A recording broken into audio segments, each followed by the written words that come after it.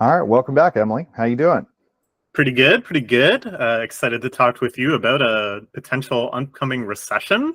Yeah, that's right. So the last time we teased, we were going to come back and talk a little bit about some of the scarier findings in the manufacturing pressure and productivity index. Uh, it's a spicy conversation, certainly. So what's going on? Yeah, I don't mean to joke around too much. It does seem like trouble is ahead for manufacturing and therefore all sectors of the American economy. When we surveyed manufacturing leaders, they were very, very pessimistic about the short-term future. Only 11% had a positive short or medium-term outlook on the economy, and 84% expected a recession in the next 2 years. And actually, quite a few are even more concerned than that. 49 predicted a recession by the end of 2025. And that's worth paying attention to. These are not just sort of random yahoos. People that are in touch with manufacturing and how that industry is shifting and shaking are often the most reliable bellwethers of the economy overall, which makes sense, right? Like if we're seeing slowdowns in producing our most fundamental goods, you know, the things that are driving all aspects of the service industry and the consumer industry and basically everything else that America does economically, we should expect to see everything else kind of grinding to a halt in turn. So yeah, reading those numbers really gave me pause, and I think it's worth having this conversation early so that we can kind of see, well, what can we do? Yeah, yeah. Now, I mean, most folks watching this are probably going to be aware at this point of an increasingly dire outlook on the labor market, and of course, the Fed's inflation prints are starting to come down. But for those in manufacturing, I think they've been seeing some of this data a little bit longer than the rest of us, as you're pointing out. Manufacturing is sort of the canary in the coal mine for the rest Mm-hmm. of the U.S. economy. I think that's also reflected in the Fred data. If you're wonky like me and you spend time looking at the Federal Reserve's database, you could have seen some really interesting trends related to the buildup of inventories or stalling of revenue growth on a monthly basis.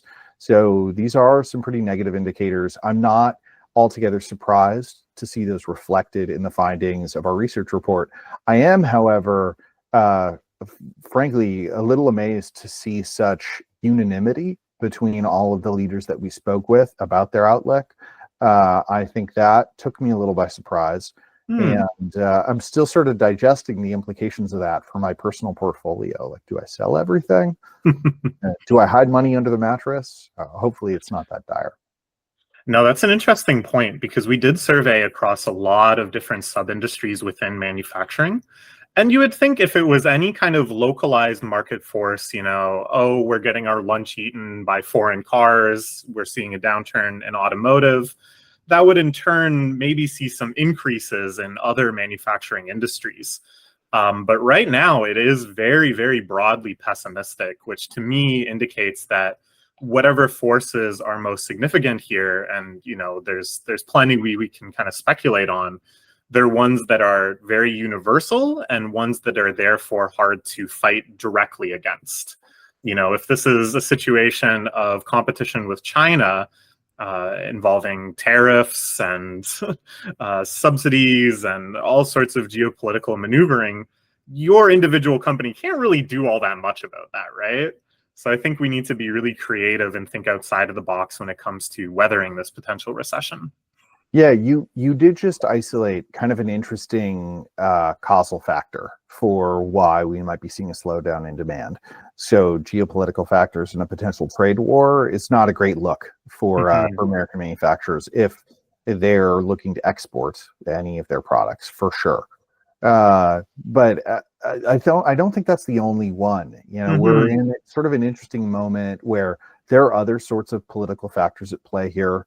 We're in an election year, so there is a lot of increased pressure to onshore jobs, which, philosophically speaking, I'm personally a huge fan of. I think manufacturing is and should continue to be one of the bedrocks of the American middle class. But it does put increased pressure on companies or manufacturing companies to manage their costs effectively, which is, by the way, if you missed our last session talking about the importance of closing data gaps and leveraging data to make smarter decisions about how you design, procure, or quote new work, I highly recommend it. We tackle some of this there. But it is really important for people who are facing a slowdown in demand to get really intentional with how they manage their costs. And of course, making smarter decisions, leveraging data as a resource is a great way to do that. Absolutely. Yeah, please go ahead. Yeah, I just wanted to really echo that point. And it speaks to what I was saying, where you can't really fight the causal forces directly. Another one you mentioned earlier is a potential talent shortage, which of course can cause all sorts of production slowdowns and therefore economic slowdowns in the manufacturing space. And the solution isn't, well, I hope we can just find some people that nobody else found. You need to kind of come at the problem from different angles. And any time that you're dealing with such a thing, making smarter cost decisions, not leaving savings on the table, and just running more leanly and efficiently is always going to be an effective strategy. Yeah. It's an interesting moment because historically for many people, recessionary fears are kind of tied to a reduction in workforce. And a lot of folks think about job losses being associated. But we're in such an interesting moment in manufacturing where the skilled labor shortage is already so acute that I think you have to ask the question, how much can a workforce really be reduced before folks have to close up shop?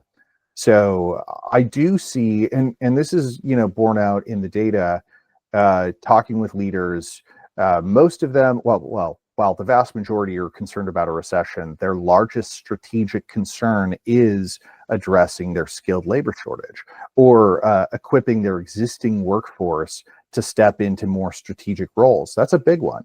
So, for folks in that scenario, I think they're trying to thread a needle, which is an interesting spot for American manufacturers to be in. And that is maintaining and growing their workforce while facing a potential slowdown in demand.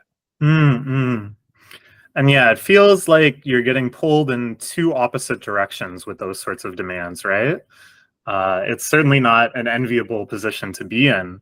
But to kind of shift to a more positive note, I think these are also moments where people can seize tremendous competitive advantage. And really, you're kind of forced to explore really dynamic new opportunities. So in the past, the kind of reliable third option, the thing that can kind of get us out of these economic jams, where all of these different kind of conflicting forces are putting you in an impossible spot, is technology. Technology has just reliably been a major stimulus of American economies in general, and especially within manufacturing. It creates this sort of tide that lifts all ships.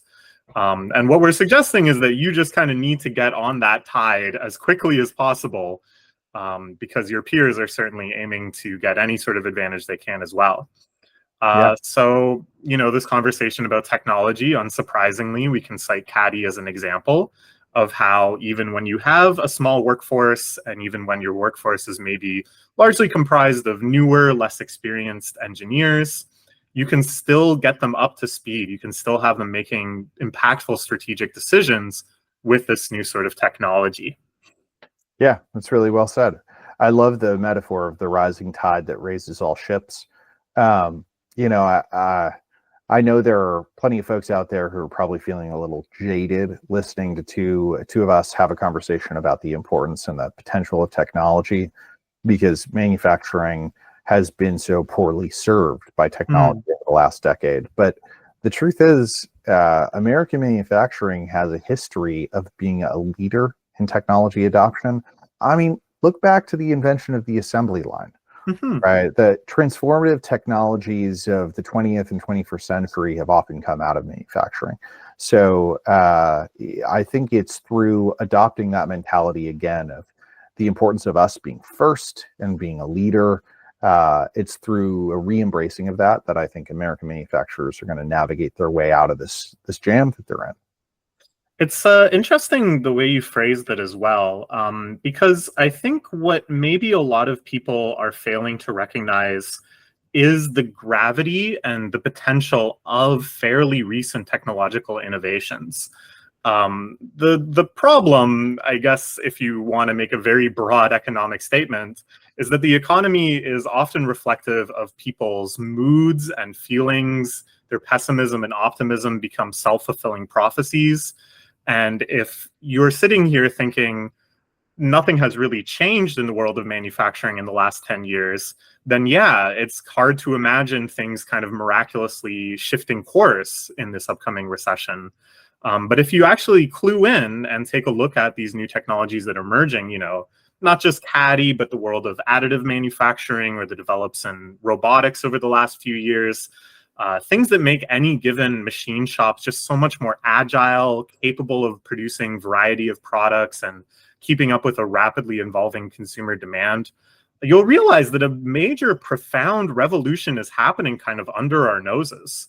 And so I think this is a reason to feel optimistic, because it's not even a question of, will we be able to find technology that can get us out of this recession?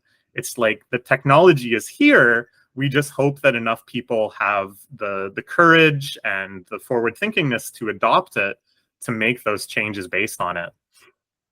Yeah, it's beautifully said, and wonderful way to end on a high note. So, Emily, when we come back together next time, what are we going to be talking about? Next time, we're going to be talking about another very pressing concern for people at all levels of leadership and practitioners in manufacturing, which is speed to market. Getting to the market first has such a massive competitive advantage, which has only been exacerbated in recent years. We want to talk about why that is and how do you get there faster. Yeah, if you ain't first, you're last. That's right. Yeah, Will Ferrell, please don't sue me. All right. On behalf of CADDi, I'm Aaron. And I'm Emily. We'll see you next time. Bye-bye.